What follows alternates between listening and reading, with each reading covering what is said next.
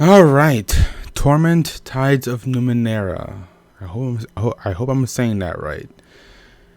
I was thinking to myself, I should stream something. It has been ages since I streamed something, and I was looking through my games and doing some games. I was thinking about Horizon. I was thinking about some other game maybe.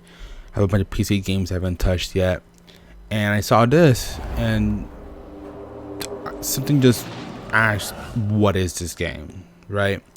So I pop it in, as if I have a physical copy of this, right? I put it on because that's what I did. I put it on, and I wanted to see, technically I recognize them. Plus, in turn, I recognize that game. I think that's just the engine, I guess. And I was just sucked in. It started to get, the game started oddly like I guess like a D&D. That's the best way I can put it in. A D&D sort of thing is like there's a narrator giving you like a scene. Like you're not seeing it. All you're seeing is like a black screen with, I think it's like white lines, and it's like, what am I in? I'll show you guys what it's about. I stopped what I was doing. I just put the game out. I reopened it just to start from scratch and show you guys what it is. Yeah, it didn't save where I left off, so cool. Okay, I can start from get go. Okay, cool. It has everything set up to how I had it. Okay, awesome. So at least that's saved. Let's see if hopefully the characters aren't randomized. I liked how my character looked.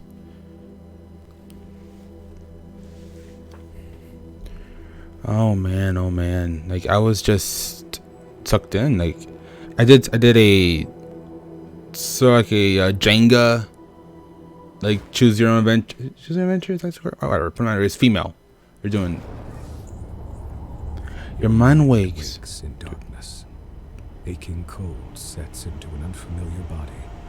A distant howling surrounds you, louder with each passing second. Insistent and invisible hands slap and tear at the membrane that protects you. There you go. That's the narrator I'm talking about. Like, there's this narrator who I had to let him talk. The first emotion is an involuntary and formless panic. You feel you have forgotten something important, as if it once meant the world to you.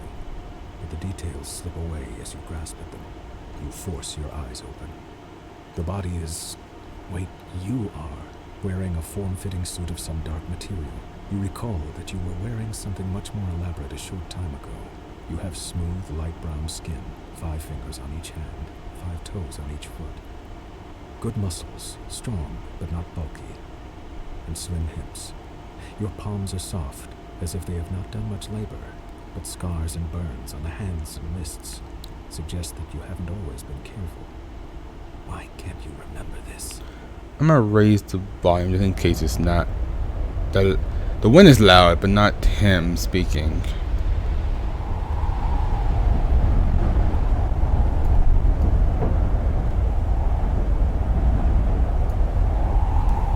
Without warning, the cocoon that surrounds you shreds and tears away.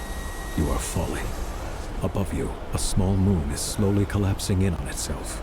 The world is many kilometers below you. Instinctively, you spread your arms and legs, and they respond sluggishly. You stop tumbling head over heels. Though you are still spinning laterally, that motion has calmed as well, and you have space to assess your situation, and perhaps to understand the predicament and the body in which you find yourself.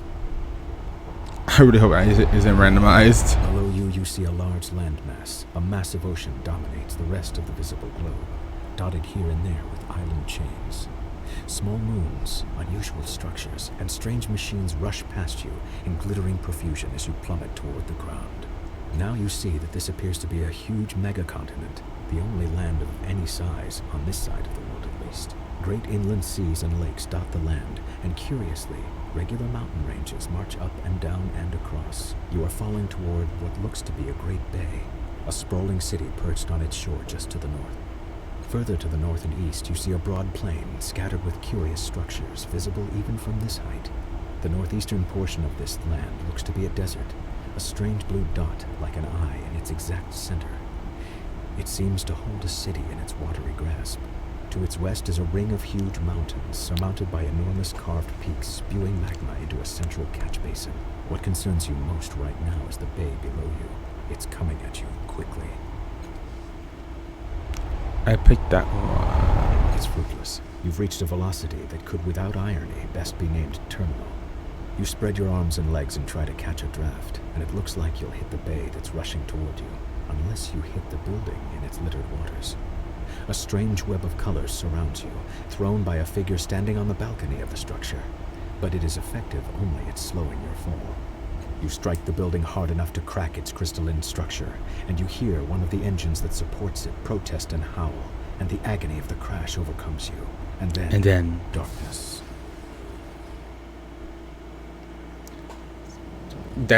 Come on, guys, that's totally like attention grabbing. That's totally attention grabbing.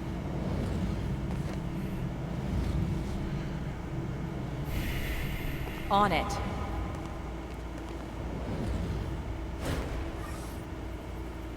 Jumbled dots cloud your head as you study the empty bowl before you. Just drops of liquid fall from the ceiling, spattering on the ground next to the bowl. The light from every drop is reflected in the bowl's rounded hollow, as if it hungers for that light, and needs to be filled, yet the bowl remains dry. Another drop falls from the ceiling and splashes across the pylons, wasted. Okay, so you get introduced to this. So there's three things you I guess watch out for in the beginning here: might, speed, and intellect. And depending on how much you use, depends on your chances of success, which you should see now. And according to them, doesn't matter if you failed; it could lead to other outcomes. But I wanted to see if it was like intentional. So I just went for this. So let's see if it repeats the success or I get a fail. I passed. Okay, I guess that's maybe part of the tutorial. Who knows? You carefully take hold of the bowl, avoiding the teeth on the serrated rim. With a deep breath, you move it over to the glowing pool of fallen light.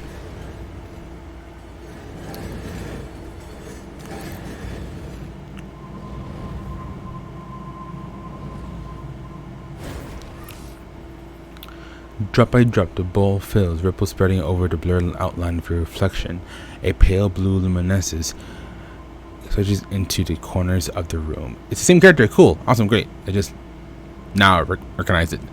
A clear radiance spills across the segmented floor, washing away the nearest shadows and pouring into your mind, melting the ragged edges of your fragmented thoughts. You are not whole. Not yet, but you have begun to heal from the damage done in your wrong fall. A voice calls out from somewhere high above, beyond the reaches of the spreading light. Hello? Are you still alive down there? We're up here. Better pack up to us. Didn't be careful, I think it said. I don't know why I was thinking about like an English accent, but hey man, it had. Oh, I forgot that was a thing.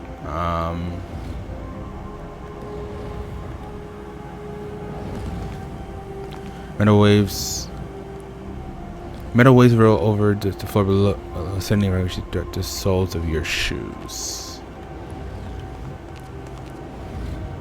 Can I move? Hiding. Fine. Yeah, she can move on her own if you, I guess.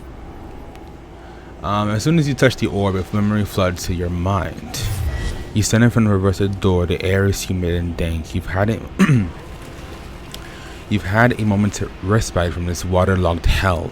A bubble of still air, your resting point. You've breathed water before and you live that gets beneath the waves. But this body is an air breather, and the constant pressure has been crushing you ever so subtly. Worse, your companion's mind seems to be wandering from the task at hand. He's a genius with machines, as you well know, but now he seems distracted. The device in his hands is covered in knobs, wires, and antennas. He believes he can get the two of you through the corridor door, but he's merely staring at it. Perhaps he lost faith in his invention, but that is hardly your concern. This mission cannot be delayed. It must proceed. You mumble a few words, drawing power from the air around you until a solution appears in your mind. You snatch the device from his hands, rewire it, and shove it back at him. "Oh," he says, examining your work. "Sorry, I was trying to improve the thing." He waves the device at the door, and the stale air of your bubble freshens as the door swings open. A dark hallway lies beyond the passage that links the waterborne cells and the aquatic viewing areas. What you seek lies there. Moments later, you're underwater again, your hands closing around a strange yet familiar artifact. You needed to complete something. It hovers above a pedestal, rotating in the dark water.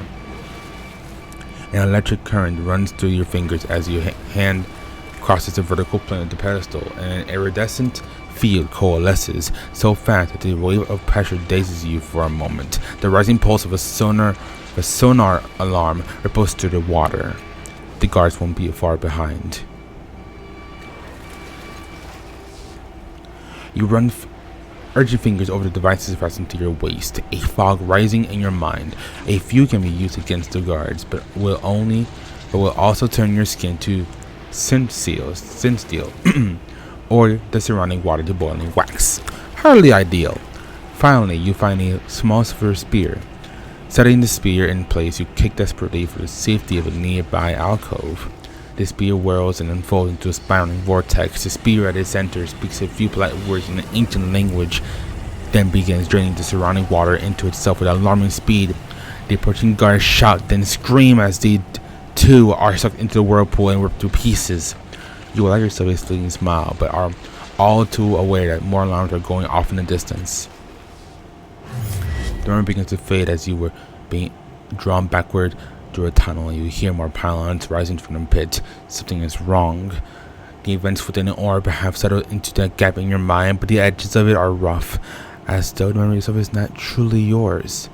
There's something else. A gust of sour air pulling at you, like a predator inhaling the scent of its prey at the far end of a dark, whispering field.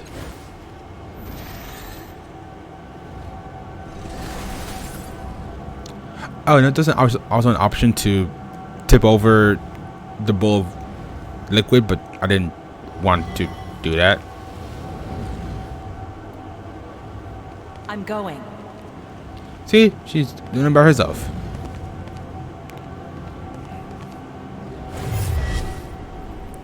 You stand beside a woman on a verdant crag. Beneath the two of you is a broad plateau, towering above the overgrowth far below. Stone machines have been built into the cliffside, presumably for reconnaissance or defense.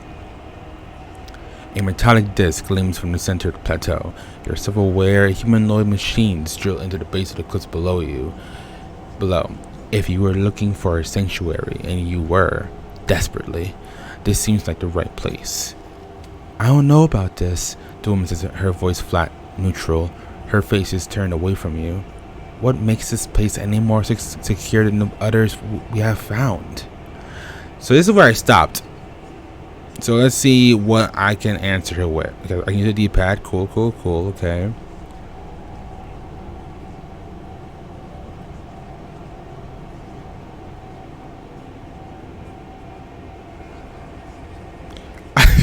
All three of these, I just don't. This one is, it's the nicer of the three, but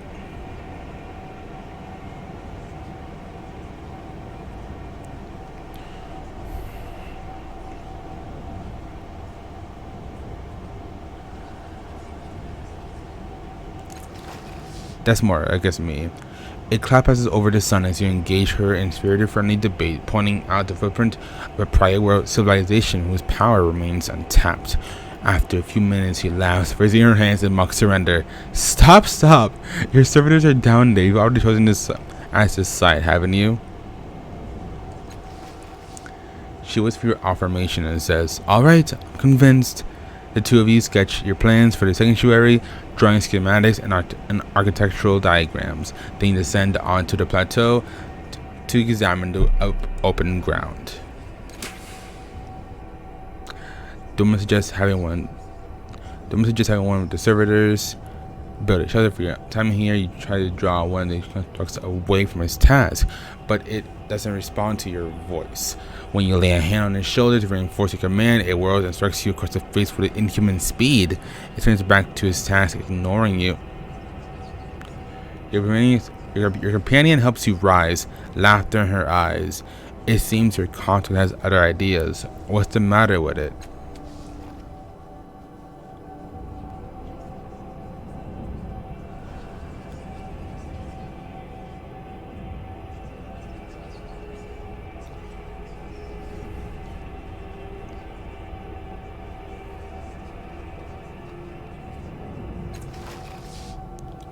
A mist falls onto the plateau as you are shooting mesh around the construct's skull. The mesh powers up, protecting the construct's mind from any trans-dimensional emissions that might be in the area. Taking a deep breath, you repeat your command. Acknowledged. It immediately trundles to the site of your new shelter.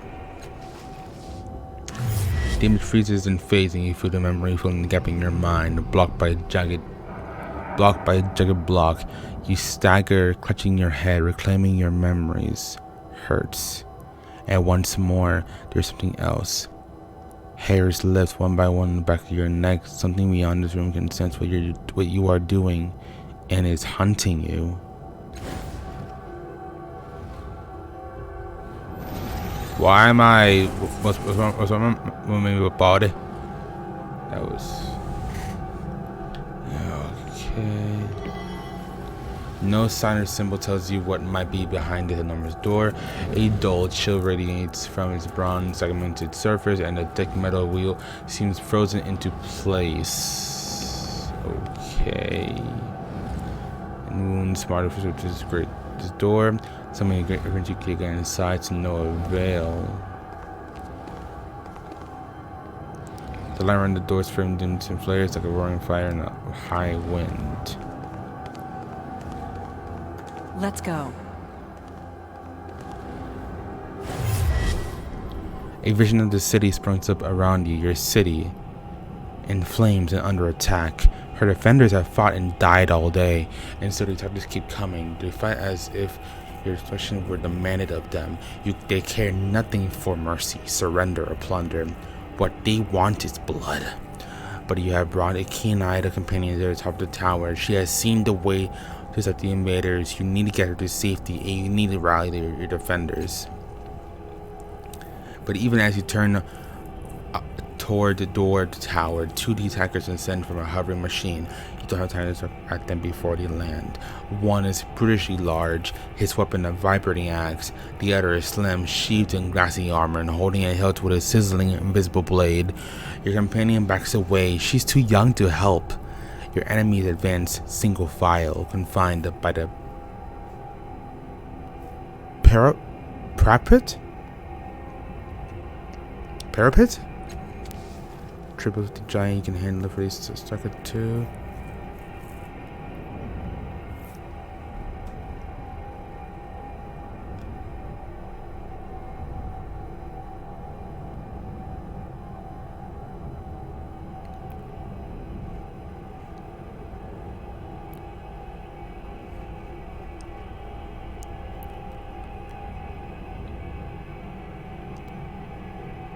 I guess assess the situation, but if he's attacking,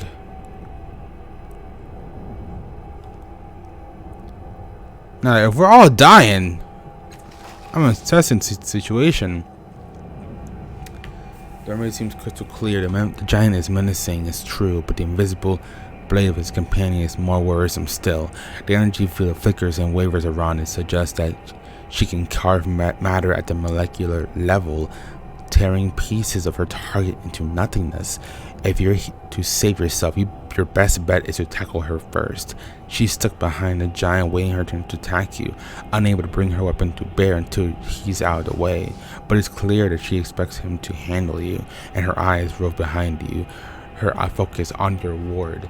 She's certainly not expecting you to dive between the giant's legs and come up inside her guard. She can't bring her blades to bear in time, and you drive your dagger up under her chin. You catch her before her deadly blade drops onto you and spin her around. The one touches onto the giant and he doubles bisect. What?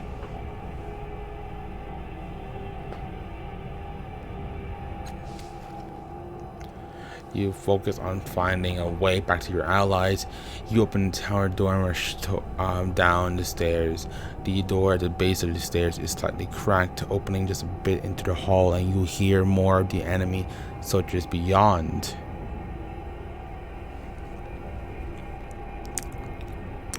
Knocked them to the ground, got the door open to mess.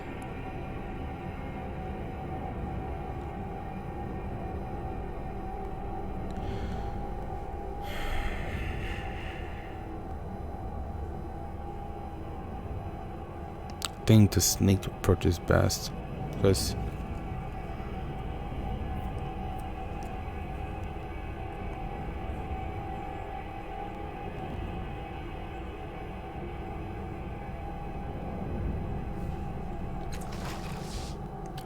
you press yourself against the gleaming door, easing it open. Your breath catches in your throat as it squeaks quietly and sound like a bell in your memory. You pause, but the soldiers in the hall continue to talk. You push again, squeeze yourself through the narrow opening and creep down the blood-stained hall. The memory begins to fade, and you find yourself back in your own body. Your temples throb with the racing force of your heartbeat, and reclaimed memories bless within you, like a bonfire on a mountain peak, visible to every predator 4 kilometers around. A tremor rocks the floor beneath you as though a massive fist has struck the room itself. Swaying on your feet, you see frantic movement within the borders of a mirror at the edge of the room. Oh. Why, hello there, mirror. All right. The border of this mirror is lavishly decorated with a dizzying number of interlocked symbols, daggers, masks, paintbrushes, amulets, and more, but that's nothing compared to what you see in the glass. You see a vast cast of people, exact doppelgangers of you, shoving, arguing with, and fighting each other. Most are direct imitations of you, but a precious few are vivid and pull at your attention. Each of them bears an intricate pentagonal tattoo on their forehead. In their eyes, their actions, you see the memory you discovered within the orbs, and the choices you made shine like distant stars. Your hand twitches at your side, and though some of the bright doppelgangers ignore you, an even smaller number immediately turn to you, waiting for you to choose them and learn what you might become. A rumble shakes the room, and the slow vibration spreads from the darkness below, rippling towards the ceiling.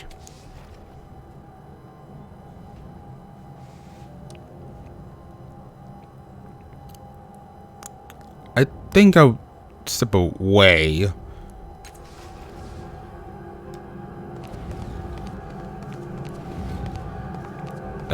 Do I? Huh.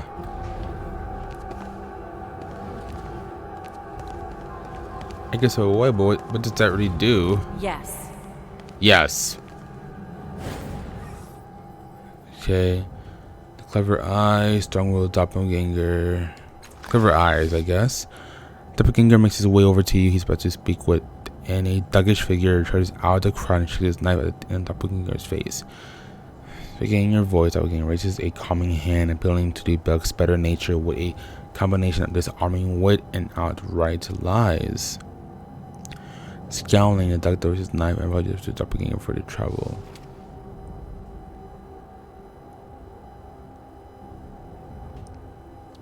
So you can talk your way out of a conflict.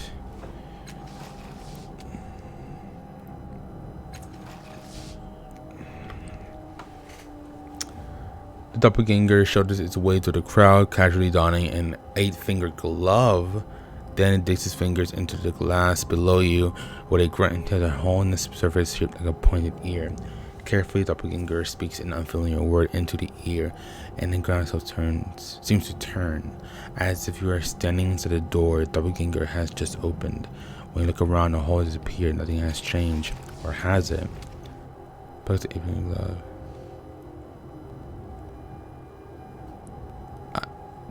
don't know what it did, but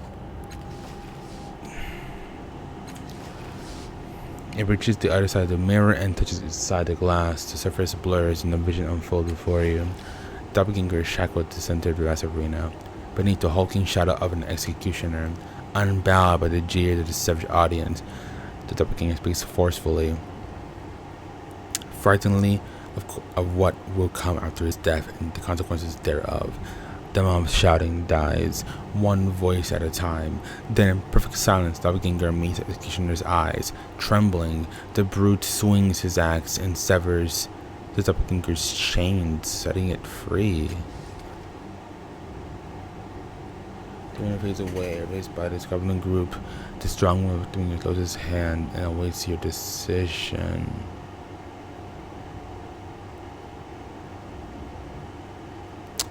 The first one, okay, I like this one, but give me the mystical symbol again. Doppelganger shows his way, carefully against where, and you return down, it's just open.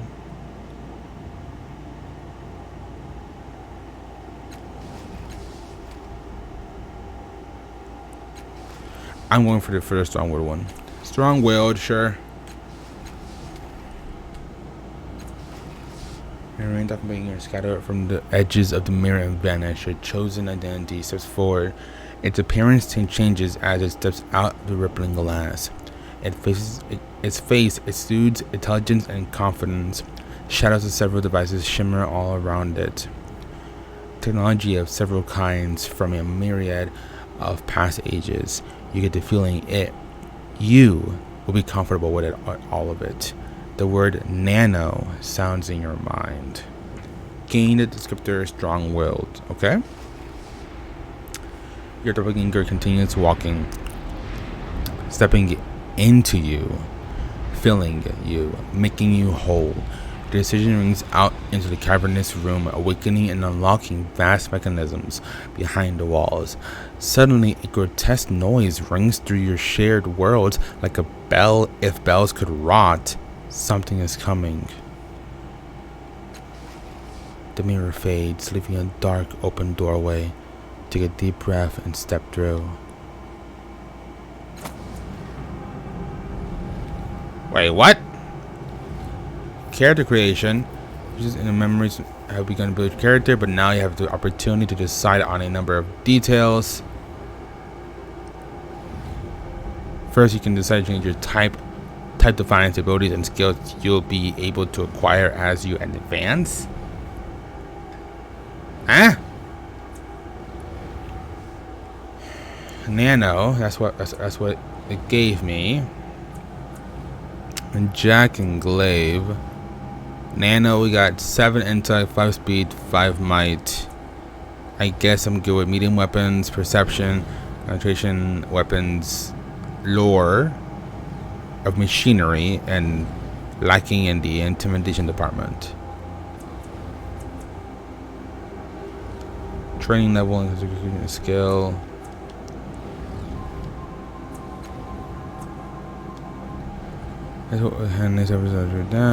Onslaught. Choose damage, deal 5 damage of that type and confer a minor additional effect based on the choice. Based on 1 damage per effect applied, max 6. Dependent by willpower, consume action, esoteric, and attack filled bodies of their minds with a blast of some energy. Okay.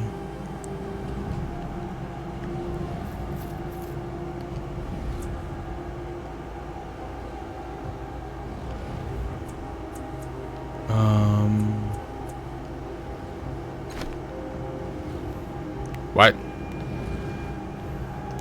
Jacks are intrepid explorer. Hold on. Nanos are sometimes called mages, wizards, sorcerers, or witches by the people of the 9th world. Whatever they're called, Nano masters. The Nanos master the mysteries of the past to the degree that they seem to perform miracles using esoterics, spell-like invocations that combine gestures, command words, and psychic disciplines. They tap into nanospirits, numinous particles that suffuse the landscape to alter the reality or learn things that they couldn't otherwise know. Jacks are intrepid explorers and adventurers. They are the jacks of all trades, okay. Hence the name. Although the word also harkens back to fables involving a wily, resourceful hero. I can't English. Resourceful hero who always seems to be named Jack. Jacks are at their best when they combine weapons, armor, accessories, ciphers, and a clever tongue. They are treasure hunters, grifters, scalds, rogues, and experts in a variety of fields. Glaives. Glaives are the elite warriors of the ninth world, using weapons and armor to fight their enemies. Scouts, guardians, warlords, and soldiers can be glaives. Most glaives either have a high might and use the heaviest armor and weapons available, or a high speed and stick with a light or ranged weapon and light or medium armor. Okay.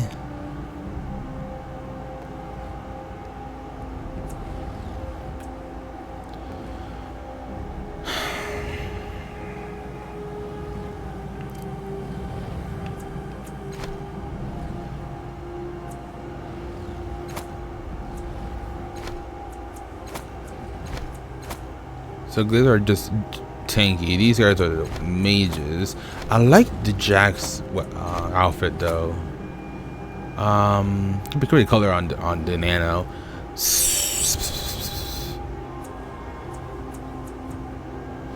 You know what? In the name of Dave, let's do this. The name of Dave. Okay, sure. That's me. Stat pools are the resources you use to apply for or activate abilities. You can distribute points as you see fit. Glaives tend to favor might and or speed, while nanos favor intellect. Jacks usually benefit from a balanced set of points. Okay.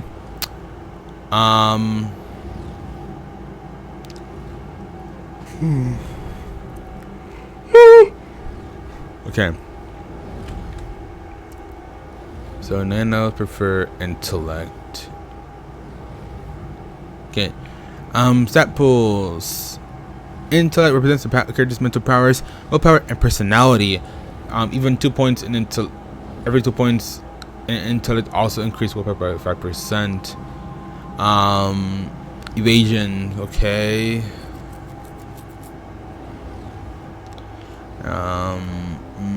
Dexterity and reaction time. So that may also be good for a nano. You know what? I'm dumping it into, because every 2 points, right? Is there like, it's like every 2 points, so I have no idea.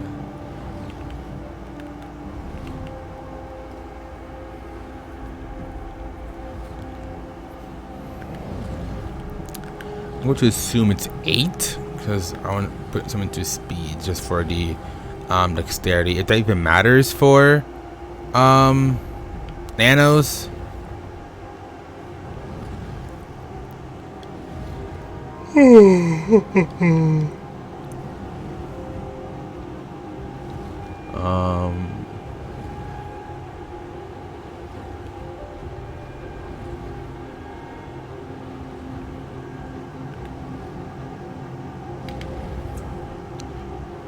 Abilities unlocked by their type can be active actions such as attacks or spell-like accessories or unique passive effects. Okay. The first thoughts of most people or creatures you speak with appear in conversation. Give me that. Gain more training in cipher use skill. Gain per armor.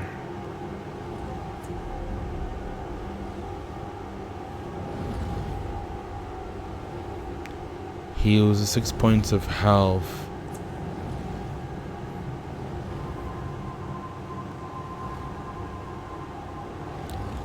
Can probably help.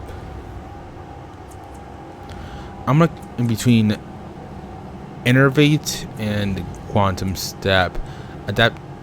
Is that the same image, just in fire?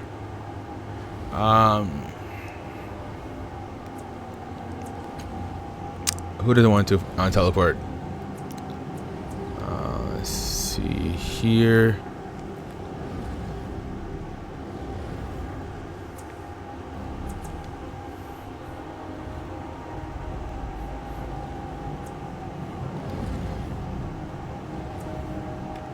Though really appreciated. I wonder why. Most skills increase your chance of success on these specific kinds of actions and tasks, but some give other passive bonuses. Each skill starts at the novice level and can be increased to trained and specialized, granting greater bonus at each level. Descriptors often leave some skills at the inability level, meaning they inflict penalties. When upgraded, these return to the novice level. Hey, hold on. I get penalized?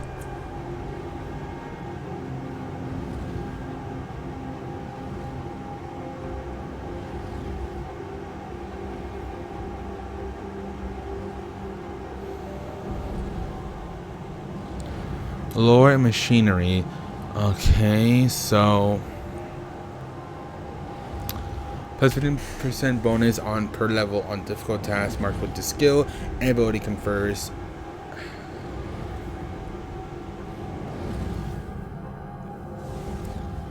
And difficult sciences. Hold on. Knowledge of machine mechanics, difficult sciences. Knowledge of sciences that are not physical or natural, including strange ordinary creatures.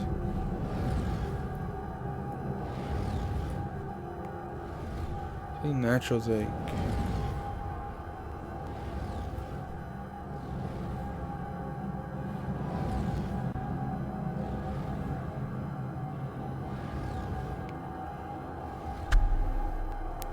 You know what?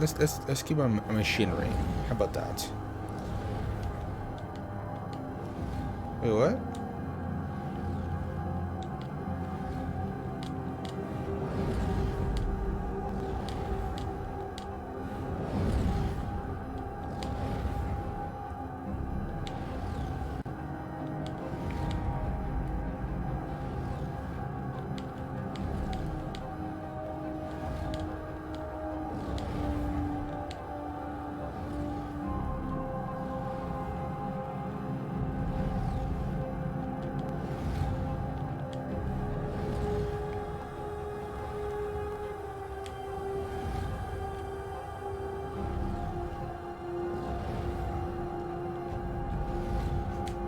Okay.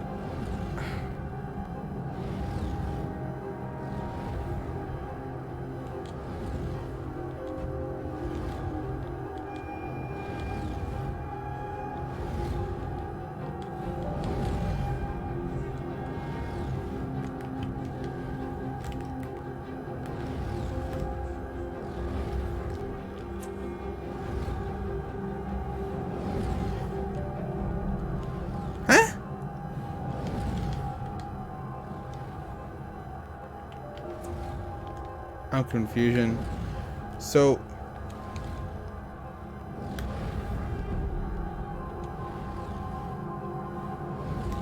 I guess I'm supposed to pick because that went.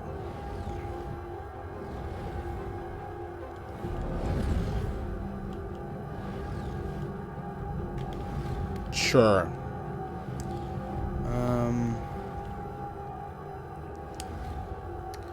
Only Glizzard Sieve and weapon skills. Oh, you piece of donkey.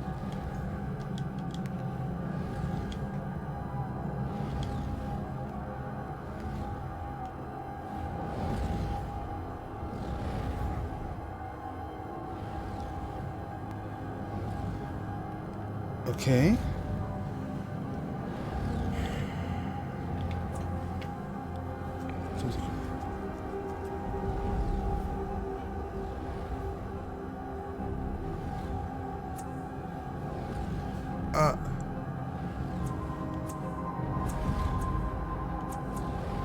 What?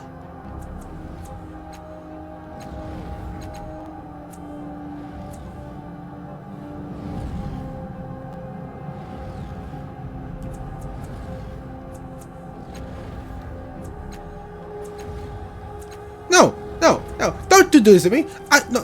No. We are not making no.